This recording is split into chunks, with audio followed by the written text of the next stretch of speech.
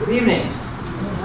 Hi, my name is Brad Miller, the CEO of PSTA, and as he's setting up my PowerPoint, I'm very happy to be here. Just a little bit about myself. As you mentioned, I'm still relatively new to the area. I've been here about a year and a half. I come from, my career is mass transit, and I have worked in the Washington, D.C. area. I worked in Charlotte, North Carolina, while they were built really dramatically improving their mass transit system in Charlotte. And then I took a deviation. I'm from Pennsylvania, and my career was heading down I-95, it seemed, to Florida ultimately. And then I took a deviation 5 years to be the head of transit in Des Moines, Iowa. And that's where I came to Pinellas. So my family and I really, especially this time of year, like Florida a lot better than we do Iowa. So that's a bit about me. My first thing I want to do is give you guys a little quiz on your, just to understand your mass transit knowledge. What is that? That's Iowa's rapid. And that's an Iowa public transportation system, including an ADA accessible payway. What is that?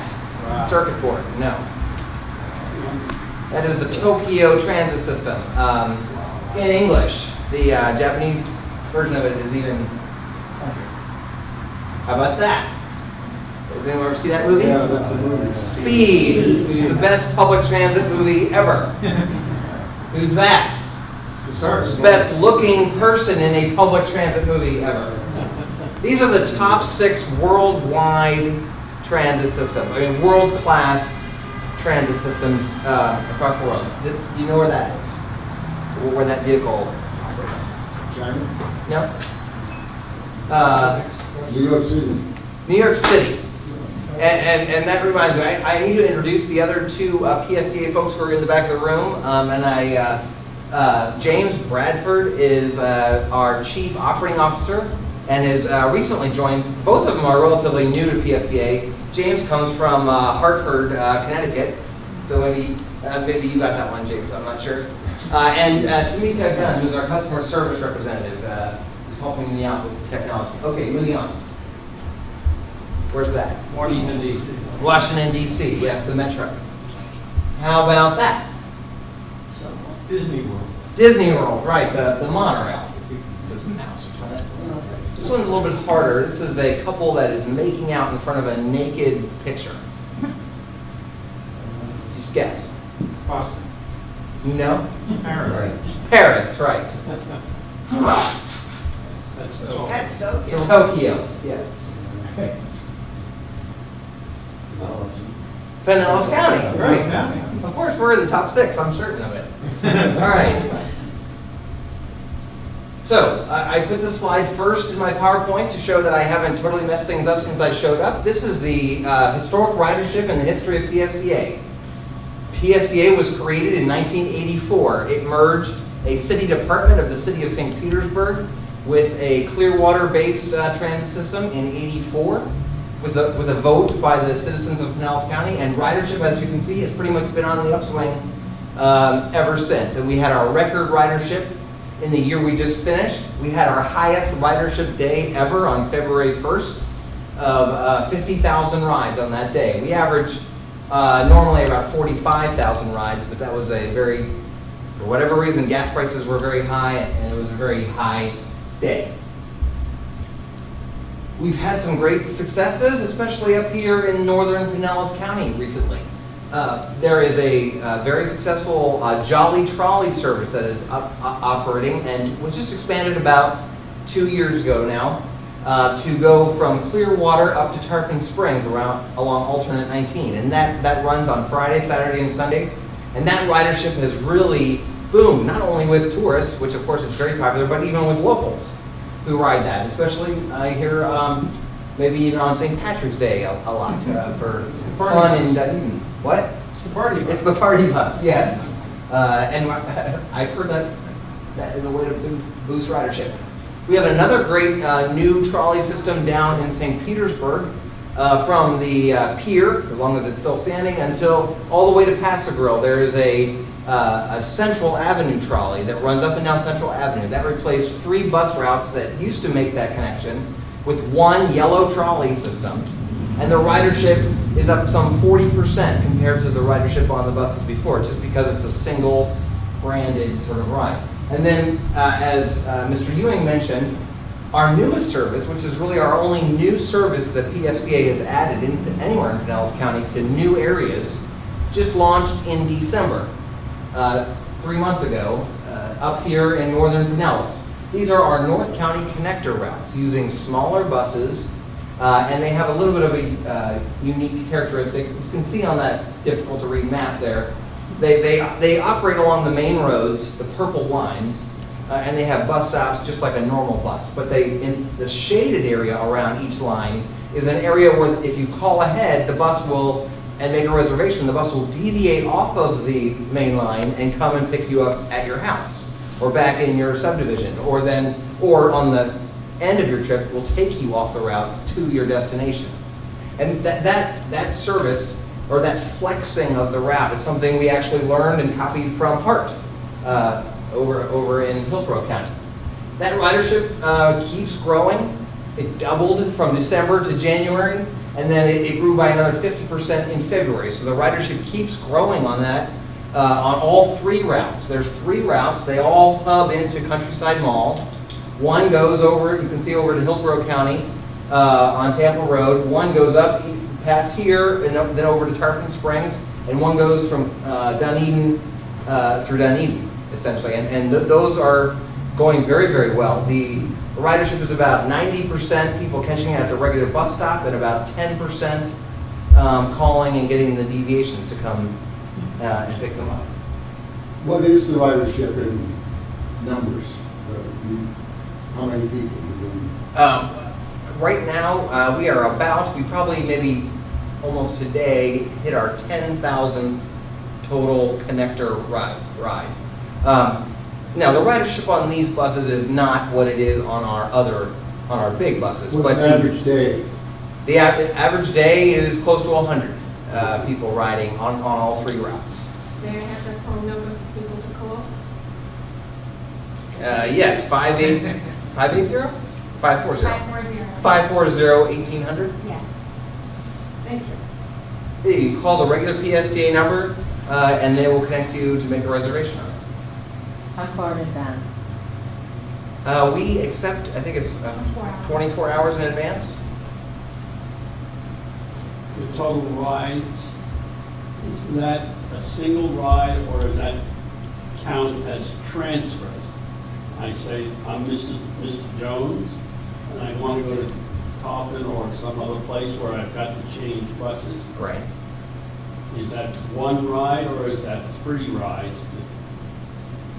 Well, How do you count them? my understanding from talking to the connector folks who make the reservations, do the planning, How do they? it would be counted as 2 rides, or it would be counted as if you transferred from bus A to bus B, that's 2 rides. Right, it's every bus trip is counted as a ride. So again, I know that, and that is a question that has come up recently, whether or not PSTA tries to encourage or mess around with the numbers by making people transfer. I can say that we do not. I mean, that hurts ridership. People don't want to transfer. And that's the way we have been tracking it since the beginning of time. And that's the way all transit systems track it. That's the way airlines track their ridership too. I mean, it's just the way it's done. Each trip length segment is counted as a separate ride. So you said just a little while ago that you average about 100 people per day. Are we making money, losing money? Where do we stand financially on this? I would think we're still in the red. We are in the red, yes. Bad? How much bad? Or? Well, again, the idea about this type of service, the idea or the goal of PSTA was never to make money on this type of service. There's not any of our services that we make money.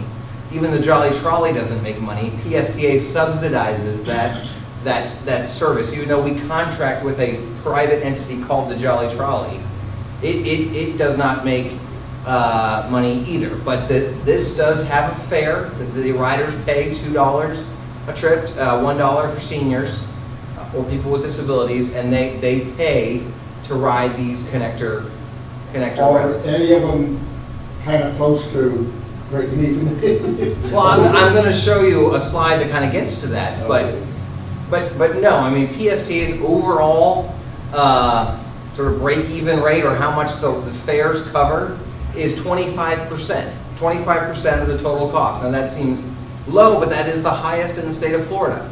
There is no system in Florida that covers more of its fares than what PSTA. PSTA has the highest fares in Florida at $2 a trip. That's the highest transit fare that we have. Now, HART just increased to also.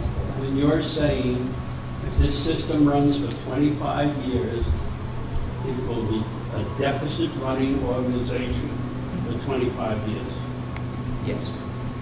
All transit, everywhere is. All transit. Well, I'm not worried about everywhere. I'm talking about Pinellas County, which you want my money to support. Just like every other type of transportation system that you enjoy. The airlines, the roadways, the Carnival cruise lines are all subsidized by your and my tax dollars. That's without toilets. If you want a toilet on a Carnival, that's extra. You have to pay extra, that's right. If you want to come back to a port. Do they have to have executive change? I understand. Yes. There's no change on the bus. That's right, there's a fare box on the bus so that you would put your Exact change. Yeah. Yeah. Good questions. Okay. We have some new technology that we have launched, and this is available on those connector routes. Of course, we've had now for a couple of years put all of our 5,000 Pinellas County bus stops into the Google database.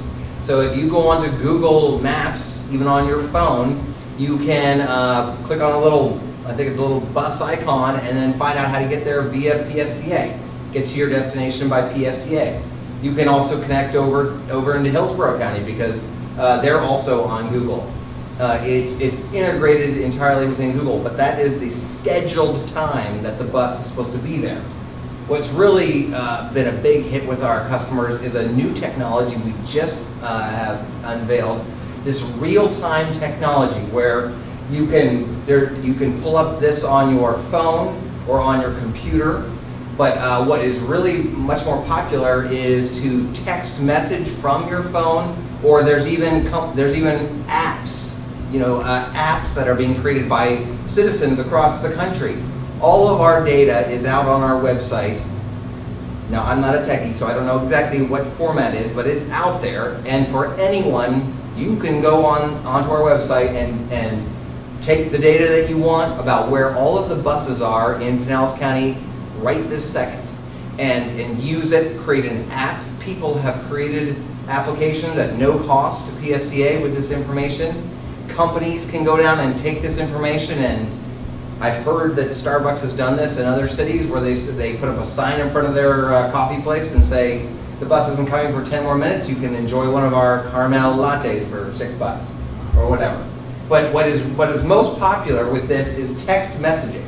We have more than 5,000 people a day, or not people, to be 5,000 texts a day. I think some people text, young people text 15 times in like a second. But you text to the number that is right there on the bus stop sign where you're standing, and immediately, within 1 or 2 seconds, the computer texts back to you the real time, the actual time that the bus is coming to get you, or often in my case when the bus just went by, and confirm that you missed it. So yeah, so this has been very popular with our riders about using the phone. You can do this on the connector service. If you're out there standing, there's a sign that says you're at bus stop number 5,342. You text the number that's right there, and it'll come right back and say when the connector bus is coming. So, as you've probably read, or if you Dawn has updated you over time, just like every other local government entity in Pinellas County, PSTA has been challenged over the last several years and has been required to substantially reduce our budget by some $40 million over the last 4 years. PSTA has reduced its service. We weren't able to do that pain-free. We had to cut services fairly dramatically and raise fares. But still, PSTA does provide a effective service to our riders. We're always working to improve our service. And at least when we compare to other transit systems in the state of Florida or across the country, our peers, we are one of the lowest cost, most effective systems of our size. The board that I report to, and I report to a board of 15 mainly elected officials, 13 of them are elected, four of them are county commissioners, and 9 of them are mayors and city council members representing all parts of Pinellas County. Right now, the cities of Safety Harbor, Oldsmar, and Tarpon Springs rotate their appointment, and the appointment is Safety Harbor's this year, and Vice Mayor Cliff Mers is the representative representing sort of the North County cities. Of course, Susan Latvala, Norman Roach are county commissioners from the northern part of, or parts of the northern part of Pinellas County. But that board, long before I got here, saw the decline in the economy and these economic problems that, especially our local funding source, the property tax, was taking a big hit. As property values plummeted in Pinellas County, PSTA's local revenue dropped dramatically, and they made all of these changes. What that has allowed is for PSTA to build up a reserve. This is a chart. The red line shows our projected expenses of the agency moving out into the future, and the green line is our expected revenues. And you can see the gap that I was referring to. The revenues are projected to be relatively flat. PSTA gets fare box revenue, which is growing as our ridership grows, but our property tax is still declining. And our federal and state funds are holding relatively flat. So the green line, the revenue, is a flat line, and our projected expenses, trying to be conservative on this, are projected to grow roughly by inflation. But since PSTA has such a major expense with diesel fuel and health insurance for our employees, those two budget items account for 25% of our overall budget. And those are growing by greater than inflation, or projected to. So it's about a 4% growth in that red line. And you can see in the out years we have a budget gap. Expenses exceed revenue. But we have been able to save money, and the board has voted to take those savings and put them into maintaining the service levels, the ridership and the number of buses out on the street for the next 3 years, so that we can come up with a plan for a new sustainable revenue source to keep for PSTA. Sorry, what's the significance of the red arrow gap? That is showing, I'm sorry, that's a good question. The red gap shows in fiscal year 2016, we will be out of reserve, or at least projected reserves, and we will have approximately an $8 million budget gap that we will meet one way or another. The board has chosen to seek an additional, a new funding source for PSTA, rather than cut services. That would be about an 18% service cut that we're looking at in 2016. Now again, we will make that cut if we are unable to find a new revenue source, and PSTA will still exist. It'll just be even smaller than it is today.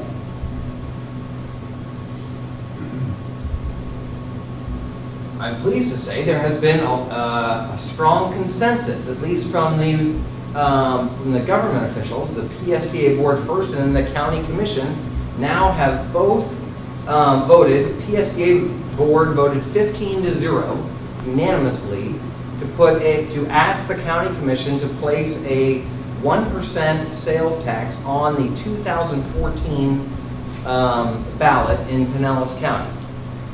And then about just less than a month ago, about 3 weeks ago, the county commission voted 5-1. Probably would have been 6-1 if one of the members, Commissioner Justice, was not ill that day. to schedule that vote. Again, a 1% transportation sales tax in Pinellas County on November of 2014. Again, all they've done is sort of put a placeholder on the 14 ballot for this initiative, to present it to the voters. Excuse me, is that to close the red arrow gap?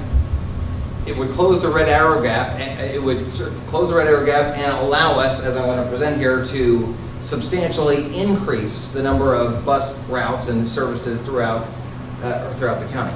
So it's to do both? It's to do both, yeah. Is that the funding source? that they're- What'd you say? Is that the funding source that you're looking for? Funding sauce? Source, the source. Source, yes, source, yes. Would this replace on transportation charges on our property taxes? Would that be? That would go away. That would go away. Yes. Now, yes, the PSTA currently levies a property tax, a 0.73 mil property tax across most of Pinellas County. All but 4 cities in southern Pinellas County levy that 0.73 property tax. And that tax would go away if the voters vote for this sales tax instead. When will the wording of the referendum be available?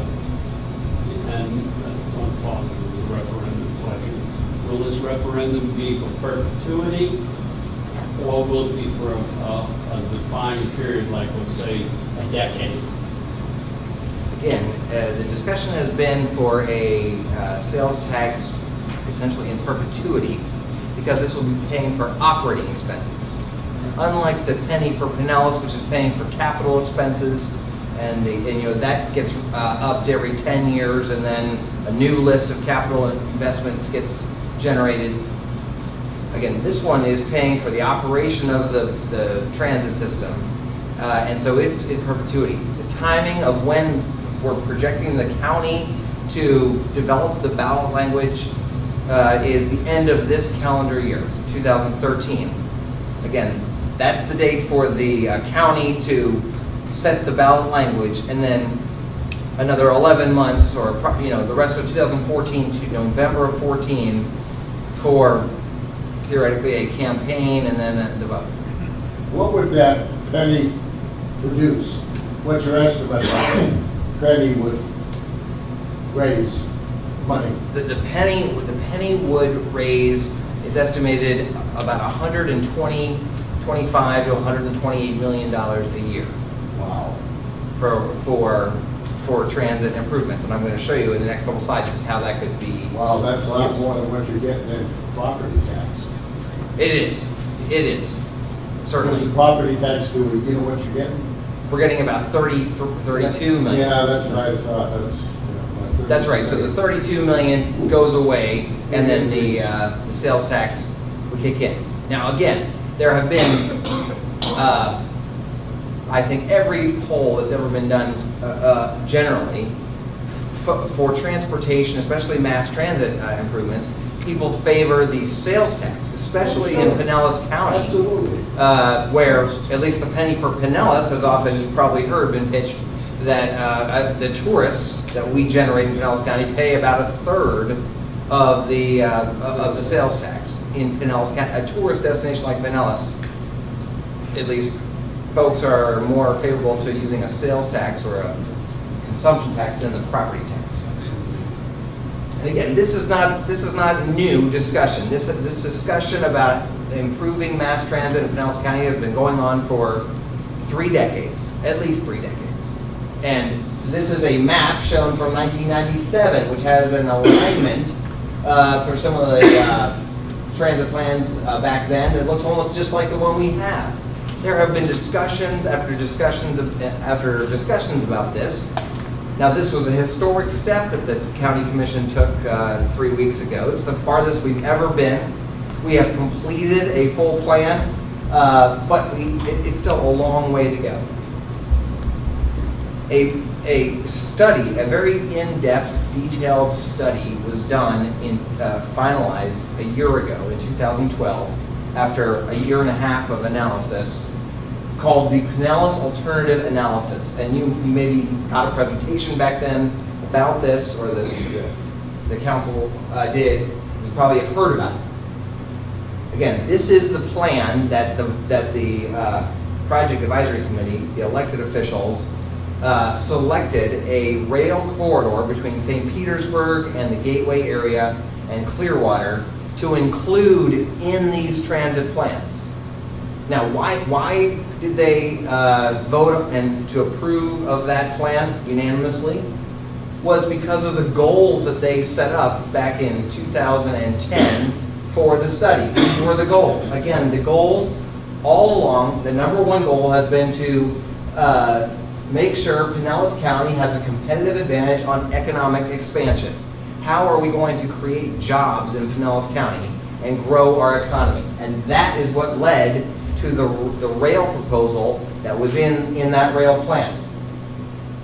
Everywhere I go, I get asked, why was light rail, or LRT, chosen instead of a lower cost bus rapid transit?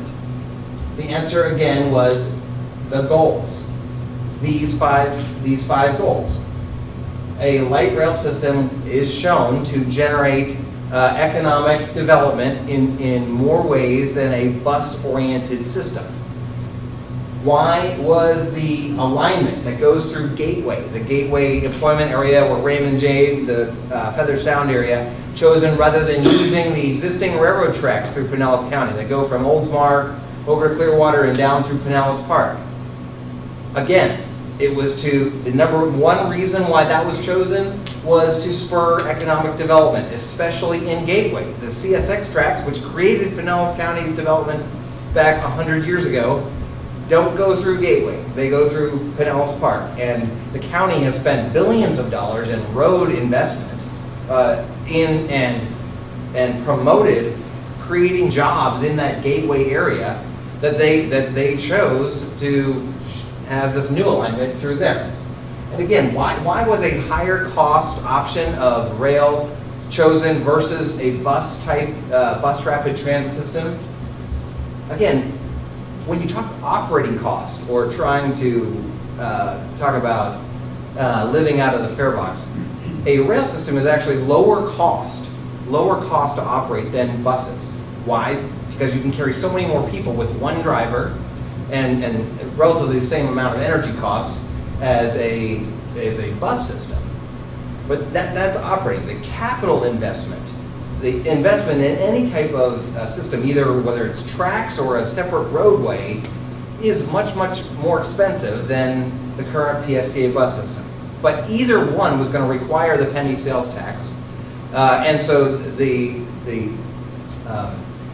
elected officials voted to include in the plan a rail system in Pinellas County's future.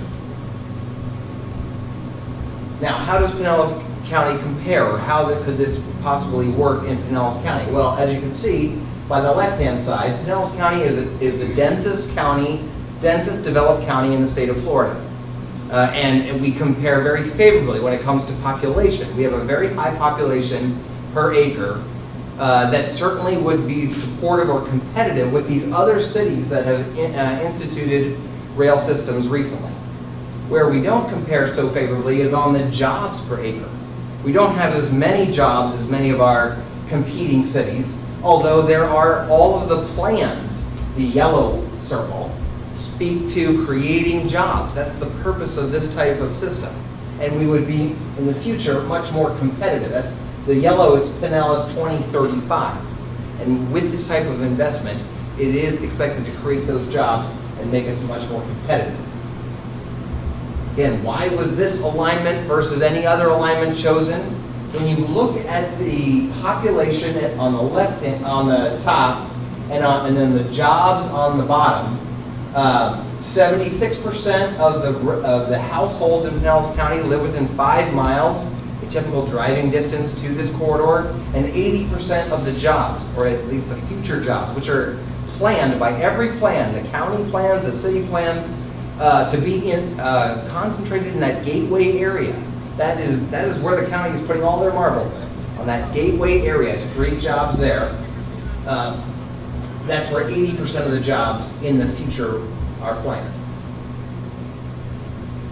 The costs, again, we talked tonight, there are sticker shock associated with the high cost. But according to the Florida DOT, the cost of this rail system, yes, it is very expensive in a capital cost, but it is relatively comparable to the road investments we are currently making in Pinellas County. Close to $1 billion has been spent on US 19 and is still being spent by the Florida DOT on US 19. And when you add the reconstruction of Ulmerton Road, which is under construction again, plus US 19, you get to the same, approximately the same capital investment that we're talking on this system. It's kind of a difficult eye chart, but these are all of the rail systems comparable to what we're talking about doing here across the country. And the question is, do these systems fail? Or are these systems ever not successful? Well, on my chart, I have the city, and then a C and a P. The C stands for construction. 14, and I believe it's actually 15 now, 15 of the 27 cities that have a rail system like this are under construction with extensions or additional rail lines right now in the down economy. They are choosing to invest more. P stands for plan. 26 of 27, almost all of the cities that have these kind of systems now want more and have a funded plan to add more. So to say that they have shown a track record of failing is probably untrue, at least from the folks that have them across the country. There's a concern about, well, adding a penny to the Pinellas sales tax would put us at 8% if, and it's a big if, I guess there's, but the penny for Pinellas does expire every 10 years and would have to be voted on again. But is it appropriate, or how does Pinellas compare if Pinellas had an 8% sales tax? These are a list of cities, and the green ones are ones that have a multimodal transit system in them, and their tax rates that they have today. I did not know that Birmingham, Alabama had a 10% sales tax. I also threw in here whether or not they have an income tax, which of course you and I know that as Floridians, we enjoy not having an income tax. A lot of them still have an income tax on top of their sales tax. And then I have looked as much as I can. There's this concept that, of course, what really matters is the overall tax burden from all sources, federal, state, local, how much you pay. And that's a very sort of difficult art science to figure out. This is the data I've shown of the top 50, or the ranking on their tax burden in total, and then where I couldn't find a ranking for the city, I found a high, medium, or low. Florida, including Pinellas County, is one of the lowest overall tax burden places to live in the United States. We are only more expensive than Alaska, Wyoming, and I think Texas, those are mainly because of their energy production. Those states generate a lot of revenue. But because we do not have an income tax in Florida, even with an 8% sales tax, we will be very, very competitive, low total cost location. Okay, so moving forward. I think maybe if you know anything about this or had heard about the rail planning for Pinellas County, you might have seen this chart, this picture. This is the map of where the stations will be and the proposed alignment through Pinellas County. Now I've lived here a year and a half and am learning to love Pinellas County. This is a picture from outer space of Pinellas County. This is what Pinellas County looks like from space. This is not what Pinellas County looks on the ground. It's gorgeous. It is a tropical paradise. It has flamingos, or it doesn't have flamingos, but it has pink birds. I know that. And we need to change the conversation.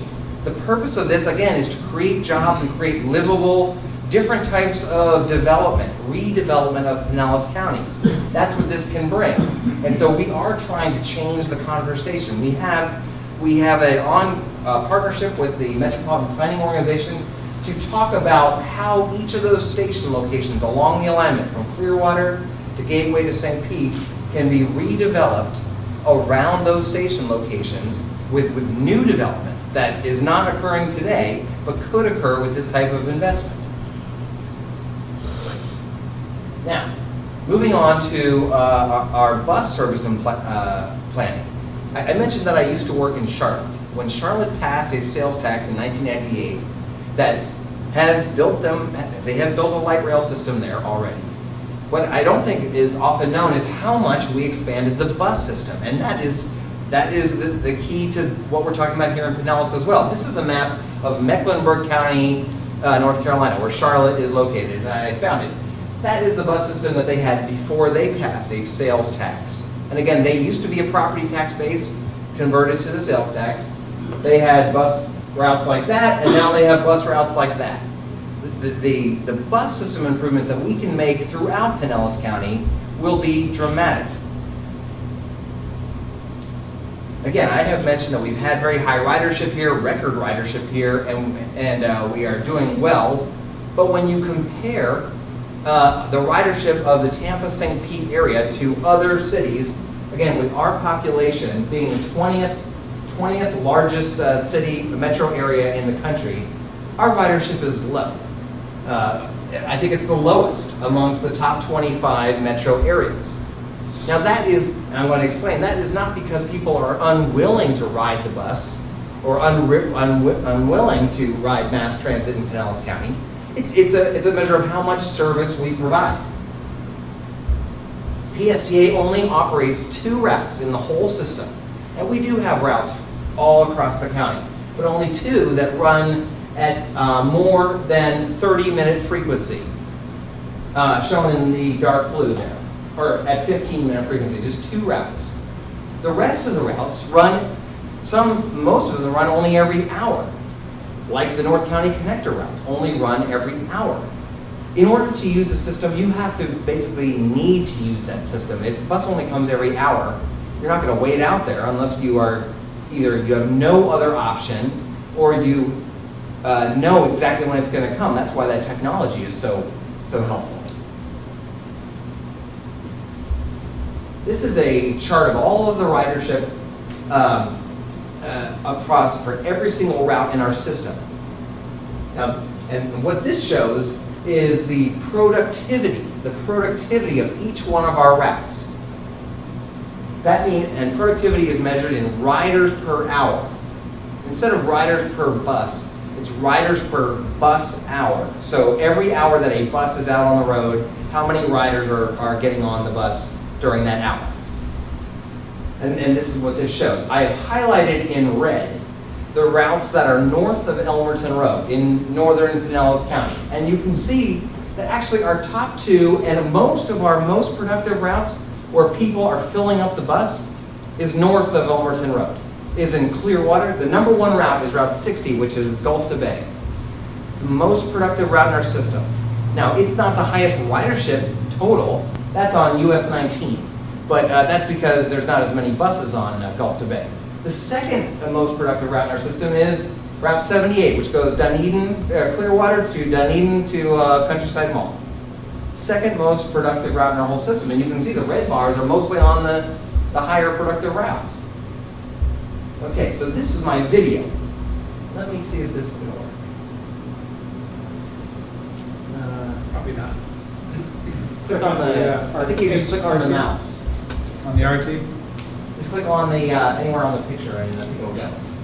This is a time-lapse video of Route 52, which goes along East Bay Drive, through Largo. There's a lot of comments about empty buses, but this is as it goes into Clearwater in the morning at 8:30. You can see, yeah. Yeah. We just don't have the capacity. People are willing to ride. They need to ride. When you go, if you go at 7 o'clock in the morning to downtown Clearwater and look at who's riding the bus, they are service workers to the hotels along Clearwater Beach that are needed out there to run those hotels. and to run our tourism market. Okay, you can click on it again, and it'll stop. Click on it one more time. Or no, not on the thing. Yeah, Get me out of here. I'm trying. I know you are. I'm trying. Click way down all the way. Push the escape button. The escape doesn't work here at the Yeah, church. we're working We tried with that. We're working with that people There we tonight. go. Hey, here we go. I think you're back now. No, maybe. Ah, Yes. there you go. Those riders, those highly productive routes, generate fare box. We were talking about fare box before. Some routes generate closer to a 100% recovery or more fare box than others. The more productive you have, the more riders on the bus, the more money we make. So yes, our system-wide average is only 25. This says on a weekday our average is 31%. But that Gulf to Bay and that Dunedin route are close to 50%, that they are recovering 50% of their cost. So the more riders we can get on the bus system, the more money we generate. We're not going to, no transit system or any system in the world generates a profit. But it certainly helps to get as much as we can out of the fare box. That we can reinvest that in the system. So again, what we're trying to do and what this new revenue would generate is a system of much higher frequency routes across the entire county that are shown sort of in blue as a skeleton of main routes, and then we would have feeders and other types of bus services launched that feed off of that. So I'm getting toward my end here. So why would someone support this? Or, you know, certainly we're not going to have bus routes in every nook and cranny of Pinellas County. We are going to have it where the ridership is highest and not as much in other lower density areas. Nationwide, studies have shown that mass transit investment benefits even those who don't ride it frequently. Is it going to eliminate congestion in Pinellas County? No, it is not. But right now, the bus route between St. Pete and Clearwater through Gateway takes 2 hours to ride the bus. To drive a car on Gulf to Bay Boulevard, especially during spring break and a Phillies game, down to St. Pete takes 45 minutes to an hour today. What is that time? How long is it going to take to get from Clearwater to St. Pete in 2035? Is it going to be less time than it is today? Unlikely. It is only going to get worse. Traffic is only going to get worse. A rail system, a system that has a separate guideway, it's proposed to take, I think, 54 minutes between Clearwater and St. Pete. In 2050, how long will it take for a rail to get from Clearwater to St. Pete? 54 minutes. It provides a choice that we don't have today, that people don't have today. No, it's not going to totally eliminate traffic congestion in all parts of Pinellas County, but it will give people a choice that they don't have today to avoid it. Does conserve energy to ride the bus or to ride the rail? It saves non-riders money. It increases property values even in other areas of the county. How are we going to be competitive in Pinellas County? This is a census map showing in pink the census tracts that have lost population between 2000 and 2010, and the blue areas gained in population. And as you probably know, Florida is one of the fastest growing states, population in the United States. But in Pinellas County, for a large part, we actually declined slightly in overall population. And you can see that was pretty spread out throughout the entire county, is shown there in pink. Versus eastern Hillsborough County, which, as you know, has lots of land that is undeveloped and has ability to keep growing and developing on relatively low-cost land. We are essentially built out here in Pinellas County, and the leaders of Pinellas County have seen this and know this and say, how are we going to redevelop the county? How are we going to grow again? Are we going to keep declining in population, or is there some new strategy that we can institute that would allow us to grow again? And that will not only help the economy, that will help our schools, that will help our tourism, that will help all parts of Pinellas County if we can find a strategy to grow, to redevelop the county. So this is what we are working very hard right now on. We're completing these bus plans to develop these in detail to present to the public. We are doing the land use, or we've already completed the rail planning. We are doing the land use planning. We're going to put that all together into a comprehensive package, present to our governing boards this year as a comprehensive plan, present it to the public. The county commission will put it on, will vote on the plan to present it to the public at the end of this year, and then it'll be up to the voters of Pinellas County in 2014 whether they believe this is a viable plan for Pinellas County. So that's basically the plan. If you have any other questions, I've taken probably all of Bob's time, but I thank you for your time. Are there any buses that run on natural gas? Yes.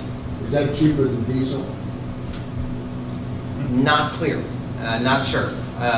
It would cost a lot of money for PSTA to buy the compressors and the vehicles to run on natural gas.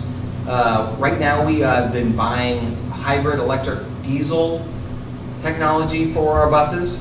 So our fuel economy on our buses, or at least our new buses that are with a electric motor also in them, is about twice what a regular diesel bus is. But we're looking at CNG and whether or not that might be possible. Some of the Pluses and minuses. West Coast, California, using natural gas. Some of those natural gas companies would come in and say, hey, you buy the natural gas from us, we'll pay to change your trucks or your buses over for you at no charge. So, I don't know. It sure burns a lot cleaner than diesel. Yes, in certain types of carbon emissions and stuff, it is cleaner. In others sorts of pollutants, it's a wash or. But it's something we're looking at for down the road.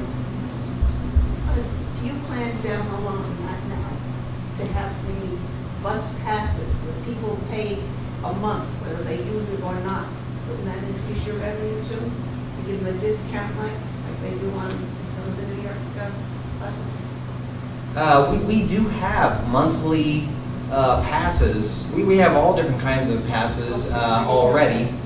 One thing that we're looking at doing is working with major employers or universities to offer, say, students a student pass or something like that. That's what I was thinking.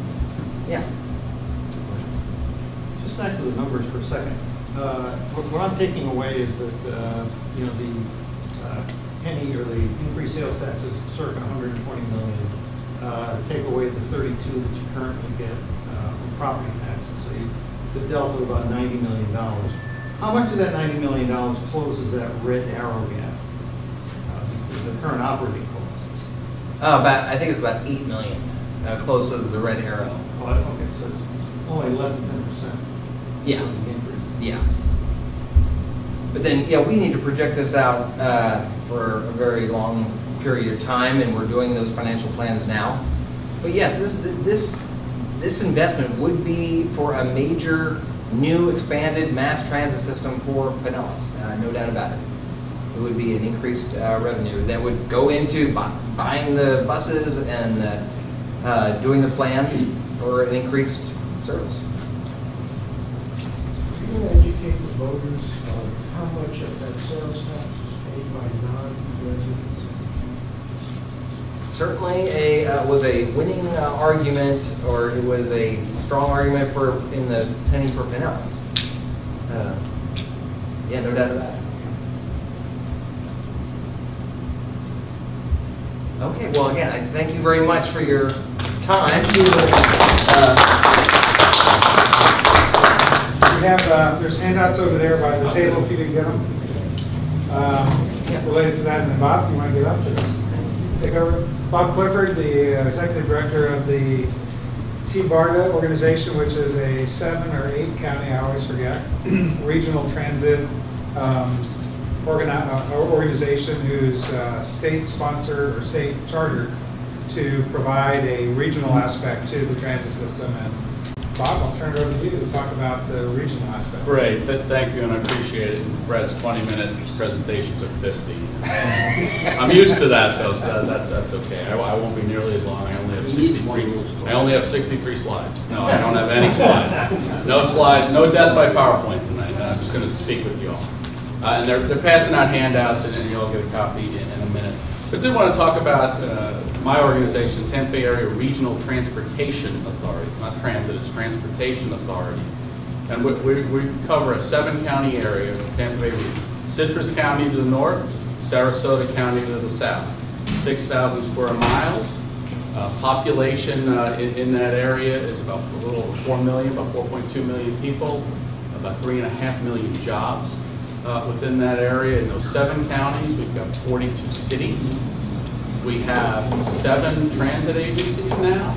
We have 5 metropolitan planning organizations, transportation planning organizations, 3 regional planning councils, 2 DOT districts, on and on and on and on. 3 airports, 2 ports, actually now, excuse me, 3 ports, seaports. So a lot of activity. But one of the things you have to think about why we were chartered by the state 5 years ago is the issue of transportation is regional. And what we mean by that is when you travel somewhere, do you ever think about a political jurisdictional boundary? You don't. You just want to get from where you are to where you want to go. Yet often we've looked at transportation from a jurisdictional perspective. This entity does this in our jurisdiction, then we go over and we do this in our jurisdiction. End of the day, not a single one of us cares. We just want to get there. And we want to get there seamlessly and effectively. And particularly we want to do that in a time when we have shrinking resources, so we have to be more efficient with the resources we have and to look at things from a bigger picture perspective. So that's what really T-BARTA was charged with, was looking at it from that perspective and looking at the future. And what was really interesting was when we were created by the legislature back in 2007, that was the same time period that the National Interstate System was celebrating its 50th anniversary. Think about it, many of us here, myself included, probably came down following an interstate, came down to Florida. If you think about the discussion in the 1950s, the discussion was, we don't need it, it can be done better locally, it's too expensive, and it's unnecessary. We're looking at what's the next interstate system? Where are we going to be 50 years from now? And how do we look at the issue of transportation in moving us around? Absolutely critical as we think about the future. One of the challenges we have, and Brad pointed it out, in the state of Florida, we really have one mode of transportation, roads. And they are a very important mode of transportation. It's going to always be the primary mode of transportation. But you really have very few options. You're limited in options. One of the issues we were asked to look at is we need more options. We need a more multimodal future. And it's not just for people, but it's also for freight. Because when you think about transportation, it truly is the basis of the foundation of your economy. You can't move people or stuff effectively or efficiently, you really suffer economically. And it's certainly something we've seen from a job perspective. In trying to bring high-paying jobs to the state of Florida, one of our real challenges has been something we hear often. I hear all the time talking to CEOs and business folks saying one of the real challenges they have is the issue of transportation. Not just moving their people, but moving their goods. The other thing we have in the Tampa Bay area is we are highly mobile. We travel all over the place. We all do it all the time. And when you look at commuting trips, 1 in 5 commuting trips is crossing a county line. I know you all see it every day. You have to deal with it coming from Pasco County every morning. And they're not just coming from Pasco, they're also coming from Hernando and Citrus. And what's interesting is Pasco complains about all the traffic coming from Hernando and Citrus crossing their boundary. Hillsborough used to complain about all the traffic coming from Pasco, particularly in like the new Tampa area. Well, one of the things that's you've seen happen is because of the growth in Pasco County across the county line, there's as much traffic going the other direction. So Hillsborough residents going north into Pasco County to shop and work. People think there's this huge influx, and I will tell you when I say people in the region, Hillsborough County residents particularly think there's this huge influx of Pinellas County residents coming every day into Hillsborough County and then going back in the evening. Coming in the morning, going in the evening. It's not true. The traffic is very close. It's a little more coming from Pinellas to Hillsborough, but there's just as many going the other direction.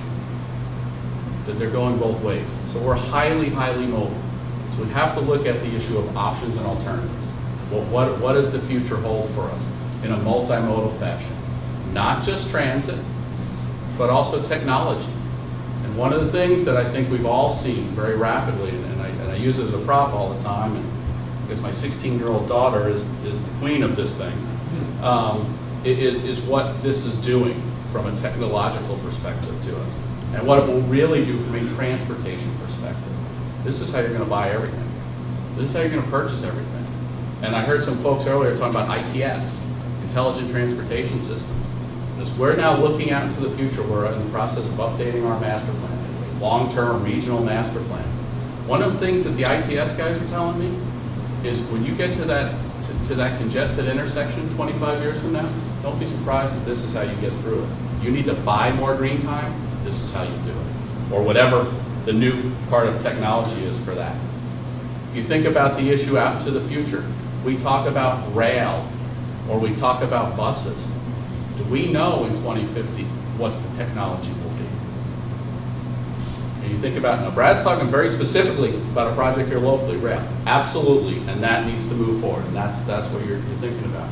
But if you're talking about something out in 2050, is it going to be cars or vehicles that are totally automated? Brad will tell you transit systems now, that the light rail systems are totally automated. There are systems in North America that there are no operators. They're all automated that do it now. You have Mercedes, Ford, and General Motors all looking at that right now of driverless cars. So I refer to it as kind of automated driving Miss Daisy. In the future, you're going to get in that vehicle and you're going to tell where you want to go. So it's the issue of using the capacity, of being more efficient with what you already have in trying to utilize things. One of the things you see in our plan is we looked out into the future and looking at North Pinellas County and looking at the McMullen-Booth corridor. What is the future for that? We generically refer to it as managed lanes. And that could be anything from all the way to a new facility with tolls, highly doubt it, not going to be necessary, and it certainly will totally change the dynamics of the corridor, not the intention. Or it could be something as simple as this issue, and queue jumping, what we call queue jumping, is a way to get through intersections in a more efficient and effective manner. It'd be that simple. But it's looking at what are your options and alternatives out to the future from a transportation perspective, and putting yourself in a position to be successful. One of the challenges we have in the Tampa Bay region is, I'll be very frank with you, we are not competing well for transportation dollars. Orlando is eating our lunch. And the reason is because they think regionally. They don't have Orange County competing against Seminole County, competing against Osceola County for transportation dollars for a project. They all go together and say, this is what we want. Disney World. Well, it's not just Disney, it's how they view things. Conglomeration was first brought by Disney. Oh, absolutely, absolutely. But they think regionally. But South Florida does some of the same thing. They think regionally and go after dollars that way. We haven't been doing that. We're getting better at it. We've come a long way from where we were even 5 years ago. We need to continue to move in that direction. The other thing you have to think about, though, is the issue of how expensive, and we were talking about it, chatting earlier, how expensive transportation really is. Because we don't pay for it all in one place. You have a car payment, or if you buy your vehicle, that's one amount of money. Your insurance is another, your gas is another, your maintenance is another. So you're paying for transportation. You get on the bus, that's another. All different ways. So it's never all added up together. The IRS says 51.5 cents a mile. So let's just argue, for argument's sake, say it's 50 cents a mile. I mean, I'm sure some of you, the round trip tonight is 10, 15 miles. okay? If you had to take, let's say it was 16 miles, just make it a round number, 16 miles, you had to take $8 out of your wallet before you got in that car and hand it to somebody because that was your cost of the trip today, would you still come? But that's what the cost of the trip of you coming here tonight was. That's what it really costs. And that's the challenge with transportation, how really expensive it is. We don't recognize it, and we all utilize it every single day. So that's one of the things we're really trying to have that conversation about is it's expensive, stuff costs money. If you want stuff, you're going to have to prioritize how you spend your money better than we do today from a transportation perspective, and look at it from a bigger picture perspective. A couple other things that I wanted to talk about was because I know it's getting late and we're all tired, myself included. It's been a long day. I was down at Port Manatee in Manatee County, 8 o'clock this morning.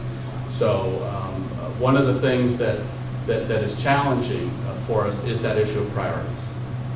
What are the priorities? In Pinellas County, for many years, it's been US 19, and rightfully so. And as Brad indicated, all said and done, it's going to be $1 billion. And it's also something that you started looking at in the late 80s.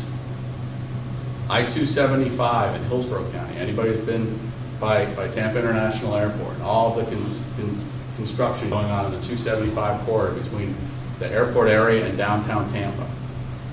That's only the third of 6 stages of construction, and that project was approved in 1991.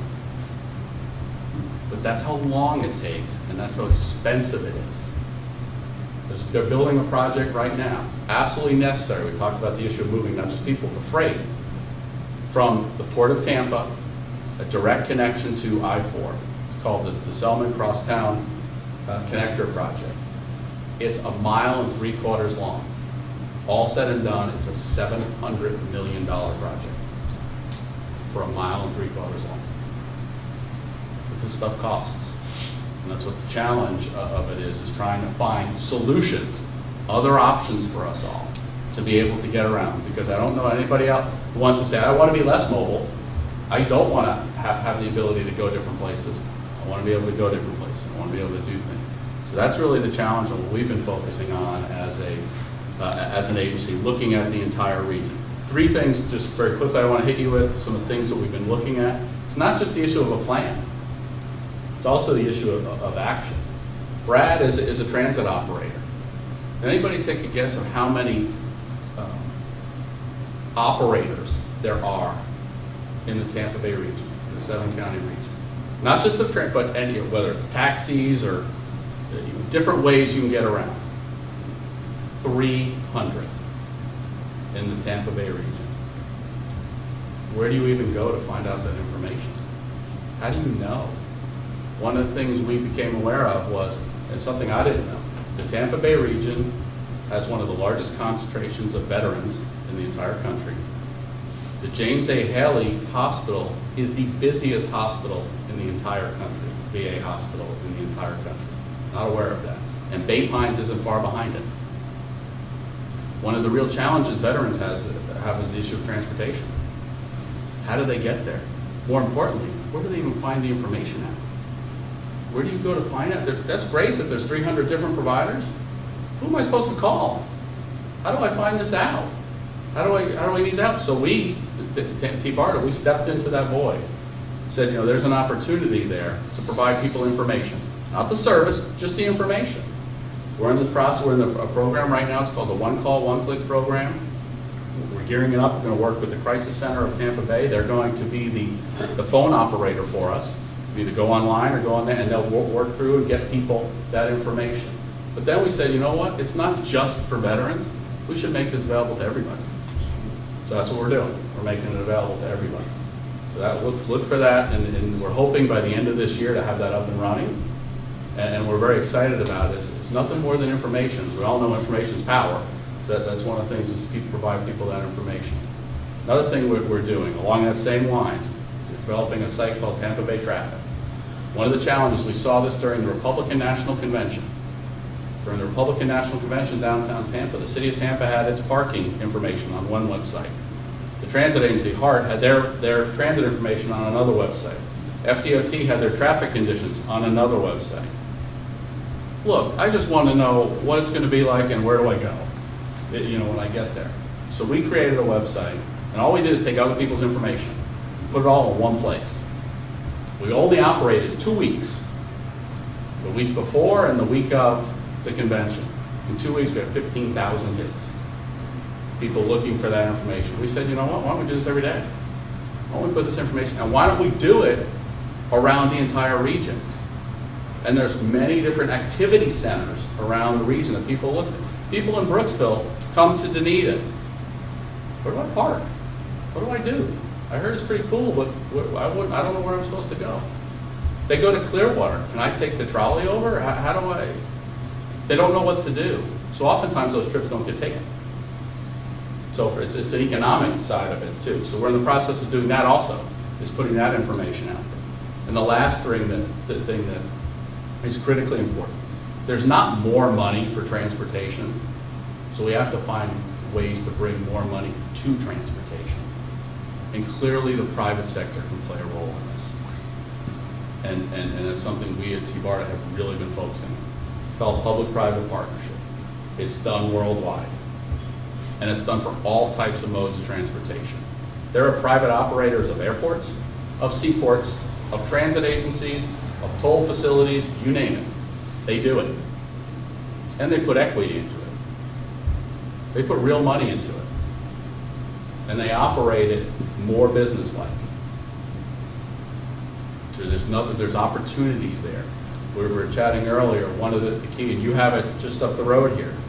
One of the things that's occurring is the State Road 54 corridor from US 19 all the way to I-75 has really become the northern loop of a beltway around the greater Tampa Bay area. Well, we're already looking at it, Pasco County's looking at it. It's also Pasco County's major growth corridor. They're dumping all of their growth into the 54, 56 corridor. They're talking about volumes, traffic volumes in that corridor in 2025 that are the same as I-4 is. Now, think about that. Think about how much traffic that is. And what their plan is to actually develop what we call a managed lane, a toll facility within the arterial facility, the existing roadway. You'll have a free option to the outside, and you'll have a toll option in the middle. And at the major intersections, you'll fly over them. The big major intersection being US 41 and State Road 54. If you're trying to get to I-75. I mean, I use it. I live in Northwest Hillsborough County, and I use it as my connection to get to I-75.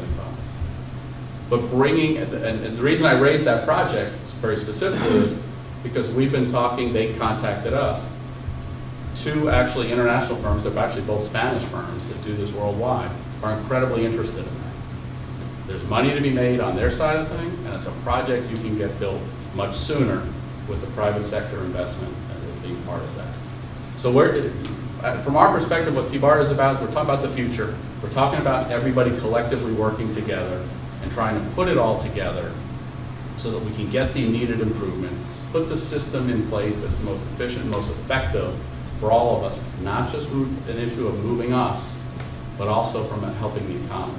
Because your basis of economics is your transportation system. You can't move things, you can't drive. And that's something that we really see. So with that, I know I was all over the place, and I apologize for that. I always am when I start